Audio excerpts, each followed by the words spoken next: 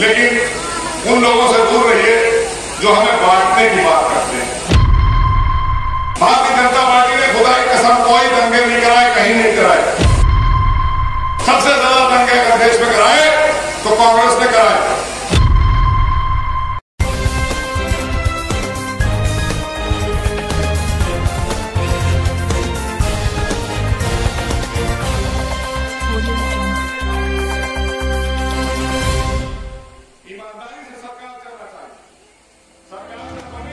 शनिवार की शाम 19 अगस्त को उत्तर प्रदेश हज कमेटी के प्रदेश अध्यक्ष सदस्य विधान परिषद भाजपा नेता मोहसिन रजा थाना कांट के ग्राम पंचायत सलेमपुर पहुंचे।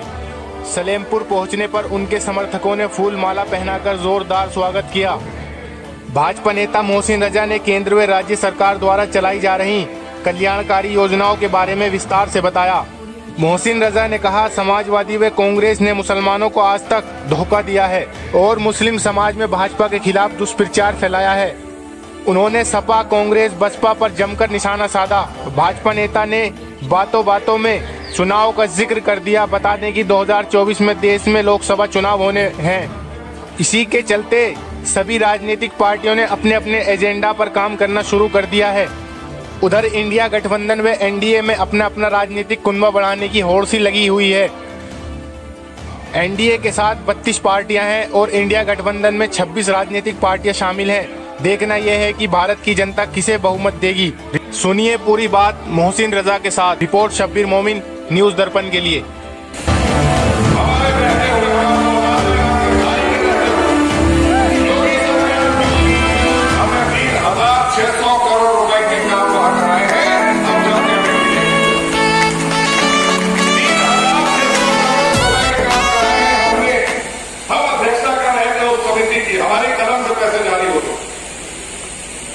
योगी जी ने हमको आगे प्रधानमंत्री बनाया तो वहां किसी के साथ भेदभाव नहीं हुआ। बहुत बड़ी बस्ती है जायज, बहुत बड़ी बस्तियां हैं वहां पे। जगदीशपुर में बहुत बड़ी बस्ती है। सब लोग आच्छादित हुए, सड़कें बनी, मकान बने, रोजगार आए, सबको मिले। लेकिन कुछ लोगों ने सिर्फ हमें लूटने का काम किया। और अब जब जब चुनाव आते हैं, वो आपके यहां से एक शायर आए थे, हम चुनाव लड़े थे, चुनाव इमरान साहब लड़ देना, घूमने नहीं मिलेंगे आपको।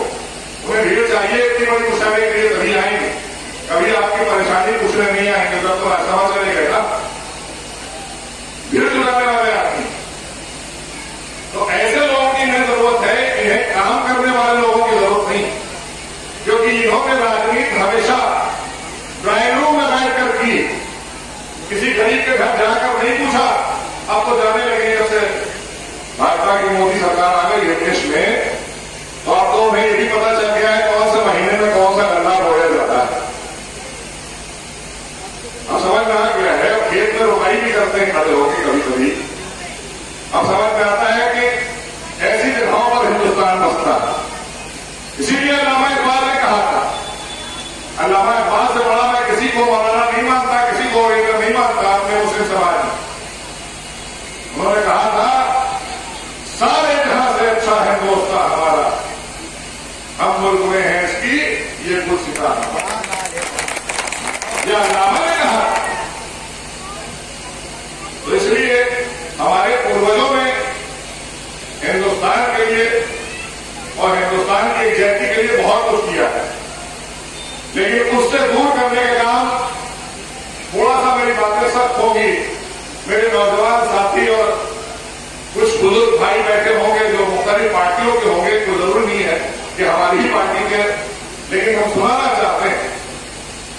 आप ये बताइए, लोग कहते हैं ये साहब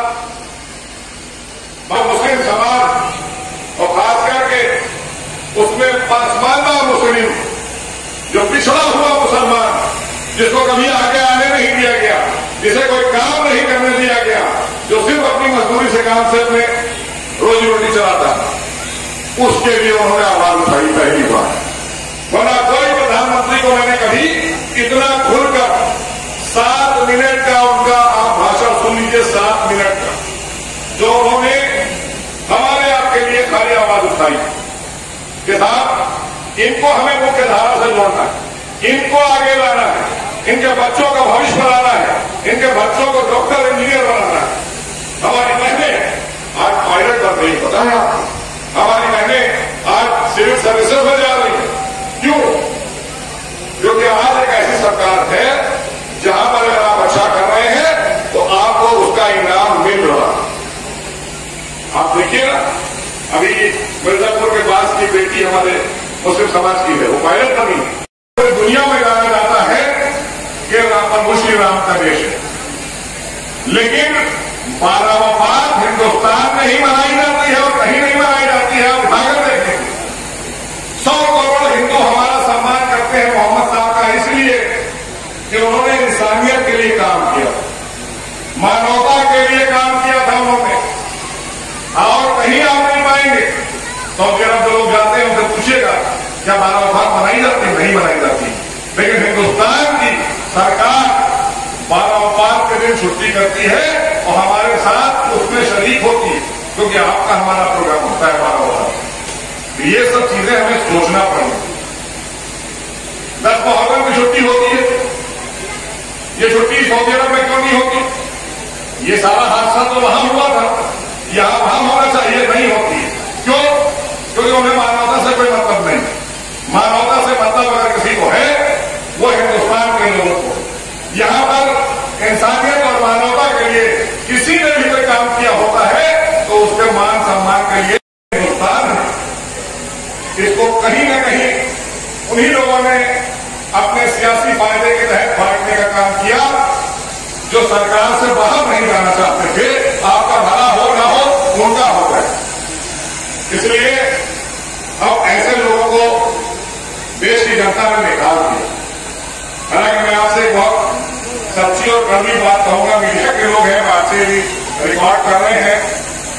14 में हम चुनाव में थे, मस्जिदों से दुआएं कराई जा रही थी। मैं आपको बता रहा हूं, मेरी बात को गौर से सुनिएगा। मस्जिदों से ऐलान हो रहा था कि किसी तरह से सरकार ना आए, और शहनवाज हुसैन साहब चुनाव लड़ रहे थे, उनको चुनाव में गए। मेरी वहां कई आलिम से बात हुई। मैंने कहा हजरत आपने इंसाफ की बात तो नहीं की। गाजियाबाद में चुनाव में जहां जहां मुझे सही लगा वहां मैंने बनाया और उनसे कहा कि वहां के अवाम के जो जायज काम हुआ करें, आप सबकी एप्लीकेशन लेकर लखनऊ आया करें और मुझे दिया कीजिए। हम उस पर कार्रवाई के लिए माननीय मुख्यमंत्री जी को या उस विभाग के मंत्री जी को भेजेंगे ताकि उनका काम अपने यहां विकास करें। फिर कभी इंशाअल्लाह आएंगे तब फिर और दिल की बातें करेंगे, लेकिन उन लोगों से दूर रहिए जो हमें बांटने की बात करते हैं। भारतीय जनता पार्टी ने खुदा की कसम कोई दंगे नहीं कराए, कहीं नहीं कराए। सबसे ज्यादा दंगे अगर देश में कराए तो कांग्रेस ने कराए। मेरे वालिद जी कांग्रेस। दोस्तों नमस्कार, आदाब। मैं शब्बीर मोमिन, आप देख रहे हैं न्यूज दर्पण टीवी। आज मेरे साथ सदस्य विधान परिषद उत्तर प्रदेश हज कमेटी के अध्यक्ष मोहसिन रजा जी मेरे साथ हैं। मोहसिन रजा जी आज यहाँ सलेमपुर थाना काट के सलेमपुर जिला मुरादाबाद में पहुंचे हैं और यहाँ पर जो इनका स्वागत किया गया है उसे देखकर ये गदगद है। मैं बात करना चाहूंगा मोहसिन जी से, क्या आपने बिल फूंक दिया है चुनाव का 2024 का? चुनाव की बात नहीं है, चुनाव तो जनता करती है जब चुनाव आता है, लेकिन उनके बीच में हमें जाकर बताना जरूरी है, क्योंकि हमारा समाज खास करके जो मुस्लिम समाज है और जो पिछड़ा दबा कुचला मुस्लिम समाज है वो तो बिल्कुल किसी फोरम पे अपनी बात ही नहीं कह पाता, उसकी बात कोई सुनना नहीं चाहता। वोट लेने के बाद तो कोई उसके दरवाजे नहीं आता। तो जहां तक मेरी अपनी हिम्मत है और जहां तक हम जा पा रहे हैं, हम वहां तक पहुंचने का प्रयास कर रहे हैं ताकि लोगों को बताएं कि आपकी अगर कोई समस्या कोई परेशानी है, हम हैं बैठे वहां पर। हमको सरकार ने आप ही के लिए बैठा था, तो हम बैठे हैं और भी हमारे पास 3 पार्षद और मंत्री हैं। तो इसलिए हम चाहते हैं कि जो हमारा समाज पिछड़ गया है, इसको माननीय प्रधानमंत्री जी का जो संकल्प है कि जो पसमानदा मुस्लिम समाज पिछड़ गया है, इसको मुख्य धारा में लाया जाए, इनको भी डॉक्टर इंजीनियर बनाया जाए, इनके बच्चों को भी आगे बढ़ाया जाए, इनको भी आगे बढ़ाया जाए। उस काम को लेकर हम आगे बढ़े हैं। और हम उसी समाज के बीच में जा रहे हैं कि जिसको सिर्फ और सिर्फ लोगों ने अपना वोट बैंक बनाया। उन्होंने कभी किसी योजना के तहत उनको लाभ नहीं पहुंचाया, किसी ने उनको एजुकेशन नहीं दी, किसी ने उनको रोजगार नहीं दिया। इसलिए ये सरकार बगैर भेदभाव के काम कर रही है। विपक्ष के लोग हैं वो अनर्गल आरोप लगाते हैं कि साहब मुस्लिम विरोधी हैं, ये फलाने हैं, नवाके। आपने क्या दिया हमको? आपने वोट दिया और नैपकिन की तरह पहुंच के हाथ फेंक दिया हमको नैपकिन की तरह आपने। तो इसलिए अब वो नहीं चलेगा। अब हम जगा रहे हैं और हमारा समाज बहुत तेजी से खड़ा हो रहा है, क्योंकि प्रधानमंत्री जी लगातार आपने देखा होगा कई उद्बोधन में उन्होंने हमारे दबे कुचले दूसरे मुसलमानों की आवाज उठाई है। तो इससे साफ हो गया है कि सरकार उनके हितों के लिए जैसे सबके लिए काम कर रही है, उनको भी साथ में सबका साथ सबका विकास योजना के तहत लेके आगे चलेगी। अब की बार भारतीय जनता पार्टी कितने मुसलमानों को लोकसभा की सीटें देगी, यानी टिकट देने की तैयारी में? हाँ, मैंने अभी आपने सवाल किया, उससे पहले मैं भी बोल रहा था, मंच आपने सुना नहीं। हमने जब जब टिकट दिए हैं तो मैंने यही सवाल उठाया कि आपने जिताया क्यों नहीं?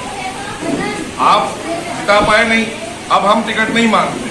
या कोई ऐसा प्रत्याशी हो जो लगता है कि वो जीत सकता है और मेरे पास आए, मैं उसकी बात रखूंगा, पार्टी को भी रखूंगा, मुख्यमंत्री जी को भी रखूंगा और प्रधानमंत्री तक पहुंचाऊंगा कि ये चुनाव लड़ना चाहते हैं, उनको टिकट दीजिए।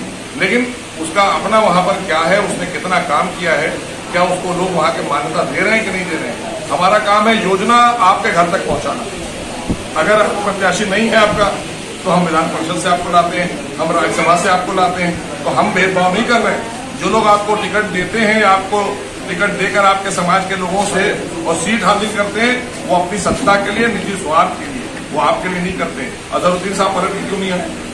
इमरान प्रताप गढ़ी साहब पलट के क्यों नहीं आए यहाँ? अब राज्यसभा मिल गया, वो भी चले गए, वो दिल्ली रहेंगे, यहाँ क्यों आएंगे? तो हम लोग वो लोग नहीं हैं, हम इनके बीच में रहने वाले लोग। आखिरी सवाल मंत्री जी कि इंडिया वर्सेज एनडीए का अब मुकाबला है पूरे भारत में। जब मुकाबला है ही नहीं, आप ऐसा ही मैच समझ लीजिए कि जैसे नेपाल का और भारत का मैच हो रहा हो, तो आप खुद ही अंदाजा लगा लेंगे कौन सी टीम जीतेगी। जाहिर सी बात है, मोदी जी के नेतृत्व में पूरे देश नहीं विश्व में हिंदुस्तान का झंडा लहरा रहा है और तीसरी बार भी मोदी जी बहुत बड़ी बहुमत से जीतेंगे और उत्तर प्रदेश में आप देखिएगा 80 की 80 लोकसभा सीटें हम जीतेंगे। अच्छा, आखिर में आप समाज को क्या मैसेज देना चाहेंगे?